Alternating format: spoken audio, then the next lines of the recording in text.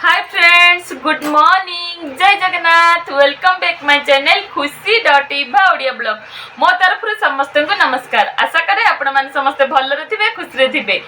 आउ मु भी भल अच्छी। आज मो चैनल रे जदी केही भी न आछन प्लीज मो चैनल को सब्सक्राइब कर देबे, साइड रे थिबा बेल आइकन रे क्लिक कर दे, जहा फଳରେ मोर नुआ नुआ वीडियो रे नोटिफिकेशन आपण मान सर्वप्रथम पहुंच जिवो।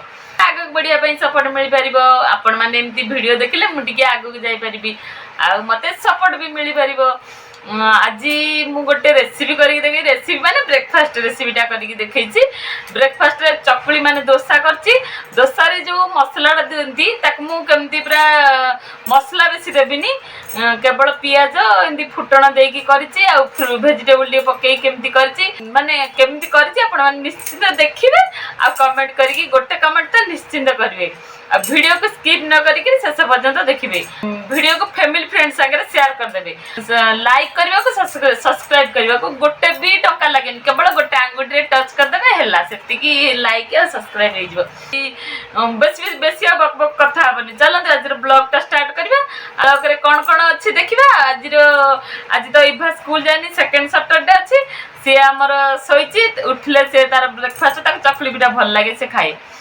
चलते आज ब्लॉग टा स्टार्ट करवा।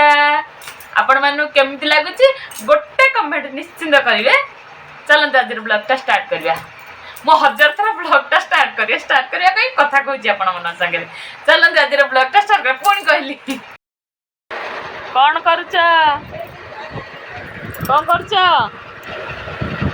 बेटा, कौन कर तमे कौन कर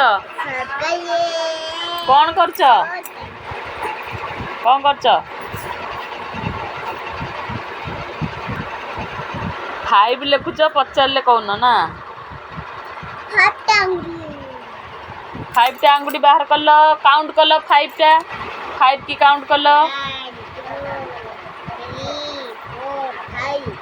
हाँ फाइव देखे दे।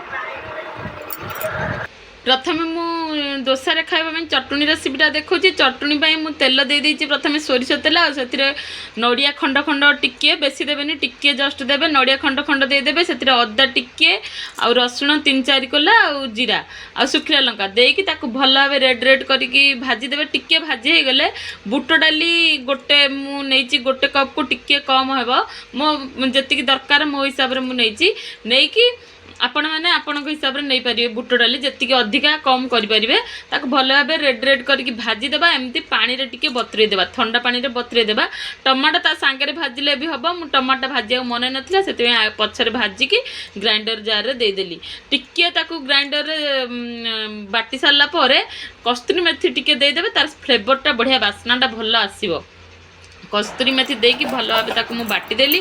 बाटी देकी गोटे जगह को बाहर करदेली। एमती सुखिला रखिले भी हम, आउ एथिरे पानी देले भी हम। मो लोक आमर केते जण फैमिली मेंबर देखिकी मु पानी टिके दे देली, सेतिरे लूण दे देली।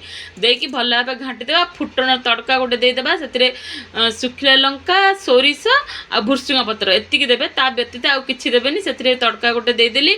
तापरे डोसा पाई बेटर मु करिछि देखंतु। आपण मान समस्त को आसुथिबो। मु तो आउ देखैनी। गोटे कप बिरी रे 2 कप चावल देकी 4 ରୁ 5 घंटा भिजई देबे आ ताकू बाटी देबे। हमर बेटर रेडी हे जिवो।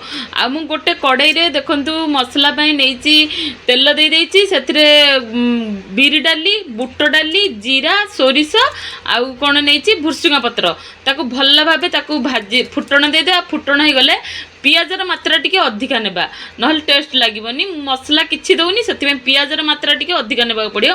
मु 3 ରୁ 4टा पियाज देइची, ताकू बेसी भाजी बानिबी, कंचा कंचा टिके भाजीबा। आ सेते ये भजार पियाज भजार लूण टिके भी दे देथिबा, ताकू देकी टिके कम भाजीबा। मोर हळदी आ लंका गुंडा पकेया मन नथिला। मु देखुनतु आलू सिजाटा को टिके साइड कर देइची। हळदी लंका गुंडा देकी टिके ताकू तेल रे भाजी देली। तापरे आलू सिजाटा को मु दे देली। आ सेतिरे पानी भी टिके दे देली, पिंचुलेई की सेटा पानी दे देली, कारण पानी टिके दरकार, बेसी सुखिला दरकार नहीं। पानिया ताकू करदेली। तापर ग्रेट करके रखी देइची। एठी गाजर, बीट आउ पियाज को काटी देइची।